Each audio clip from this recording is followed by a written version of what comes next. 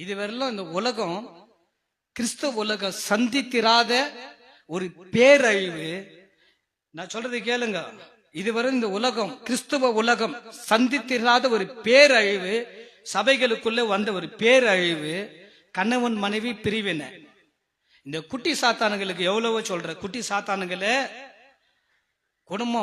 குடும்ப சமாதானத்துக்காக நீ பிரயாசப்படு, விட்டு கொடு, கெட்டு போக மாட்ட, வணங்கி போ, தாழ்ந்து போ. பைபிள் வசனம் கர்த்தர் இணைத்தது மனிதன் பிரிக்காத இருப்பானாக வசனம் சொல்லுது, இணைந்து வாழி, குடும்பம் இணைவது கர்த்தருடைய சித்தன்னு. நேத்து கூட சொன்னதுனால தான் சொல்றேன். இன்னேத்து ஒருத்தர் சொல்றாங்க, இந்த குடும்பம் தெரியாதா? காலையில ஊழியக்காரர் ஹென்றி சொல்றாரு, பிரதர் அவரு தன் மனைவியோட ஒரு வாழையில பிரதர் இப்படி எல்லாம் ஜெபம் பண்ணி ஊழியம் ஓடினவர் தான், வாலிபமான பையன் தம்பி தான் அவரு. இன்னைக்கு அவர் மனைவி இல்ல, பிரிஞ்சுட்டு இருக்காங்க. உங்களுக்கு தெரியாதா? நீங்க எத்தனையோ குடும்பங்கள் இல்லை பிரிவினை, கிறிஸ்தவ பிள்ளைகளுக்குள்ள பிரிவினை. ஏன்? சத்தியத்திற்கு கீழ்படியில, சத்தியத்திற்கு கீழ்படுகிறதுல, விட்டு கொடுக்கறதுல, கணவன் மனைவி சண்டை. யார் வீட்டுல சண்டை இல்ல? சமாதானமாகணும் இல்லையா? சமாதானமாகணும். உங்க வீட்டுல குடும்ப ஜெபம் இருக்கா? நீங்க கர்த்தரோடு இணைந்து ஜெபம் பண்றீங்களா? பரிசுத்தத்திற்கு வாழறீங்களா? பயந்து வாழறீங்களா? கர்த்தருடைய சத்தியத்துக்கு கீழ்படுறீங்களா? இந்த உலகத்துல உன் சுபாவம் மாறலன்னா எங்க மாற போகுது? இந்த மாதிரி சர்ச்சில சொல்லப்படுகிற சத்தியத்துக்கு கீழ்படியலன்னா வேற எங்க தான் நீ மனம் திரும்ப போற? வேற எங்க தான் இந்த மாதிரி சத்தியத்தை உங்களுக்கு எல்லாம் உன் காதுல ஓதுவாங்க? யோசித்து பாரு, நீ எங்கிருந்து வந்த? அந்த இடத்துல இந்த மாதிரி சத்தியங்கள் சொல்லப்படுதா உங்களுக்கு? கர்த்தர் உங்களோட முகமுகமா பேசும்போது ஏன் இருதயம் கடினப்படுது?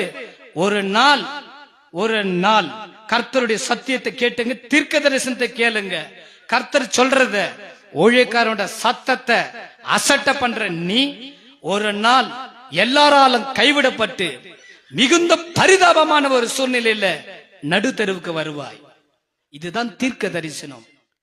என் கூட பழகினவங்களுக்கு தெரியும், நேற்று ஜபத்துக்கு வந்தவங்களுக்கு தெரியும், 1ஆம் தேதி பெங்களூர்ல என் மூலியமா வெளிப்பட்ட வார்த்தைகளை அறிஞ்சவங்களுக்கு தெரியும், நீண்ட காலமா என் மூலமா சொல்லப்பட்ட வார்த்தைகள் நிறைவேறலையான்னு இங்க உட்கார்ந்து கொண்டிருக்கிற ஊழியக்கார தேவ பிள்ளைகளுக்கு தெரியும்.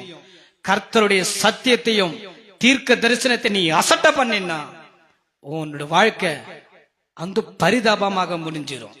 இப்பவே உனக்கு ஸ்டார்ட் ஆயிடுச்சு. நீ கைவிடப்பட்டவள், உனக்கு தெரியல. நீ ஒரு நாள் எந்த காரியத்தை நம்பினையோ அவங்க உன்னை துரத்துவாங்க. உன்னை தாய் வீடும் ஏத்துக்காது, புருஷன் வீடும் ஏத்துக்காது. நடு தெருவுக்கு நீ வருவ. ஒருவேளை சாப்பாட்டுக்கு கஷ்டப்படுவ, ஒருவேளை சாப்பாட்டுக்கு நீ கஷ்டப்படுவ. கடவுள் உன்னோட தான் சர்ச்சில் உட்கார்ந்து கொண்டிருக்கிற பிள்ளையோட தான் பேசுற. ஒருவேளை சாப்பாட்டுக்கு நீ கஷ்டப்படுவ. நீ கஷ்டப்படக்கூடாதுன்னு தான் கர்த்தர் சொல்றாரு.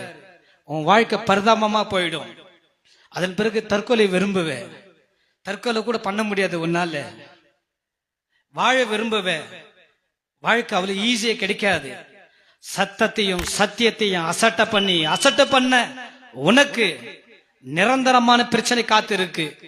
இன்று நீ மனம் திரும்பி ஏசப்பாவின் பாதத்தை பற்றி கொண்டா கர்த்தர் உன் வாழ்க்கையை கட்டுவார்.